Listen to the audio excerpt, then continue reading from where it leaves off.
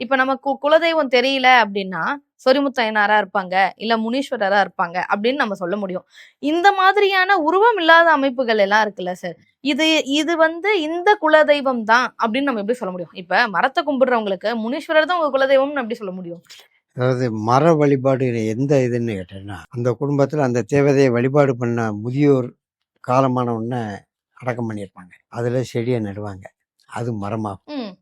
அவங்க அந்த சாமியாடியாக இருப்பாங்க, அதனால் அவங்க எரிக்க மாட்டாங்க.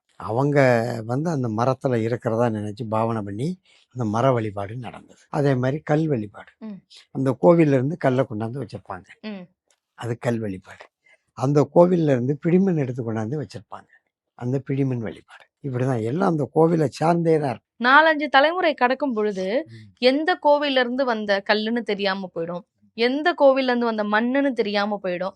இப்ப நாம எப்படி சார் கண்டுபிடிக்க முடியும் இதுதான் உங்க குலதெய்வம் சொல்லிட்டு? அது எங்களை மாதிரி ஆட்கள் எங்கள்கிட்ட கேட்கலாம், இல்லைன்னா எங்களை மாதிரி ஆட்கள் வேற யார் இருந்தால் அவங்ககிட்ட கேட்கலாம், இல்லை உண்மையா பிரசன்னம் பார்க்கக்கூடிய ஆட்கள் இருந்தால் அவங்ககிட்ட கேட்கலாம். அப்படி கேட்கும் பொழுது அதுக்கான தெரிஞ்சிடும்.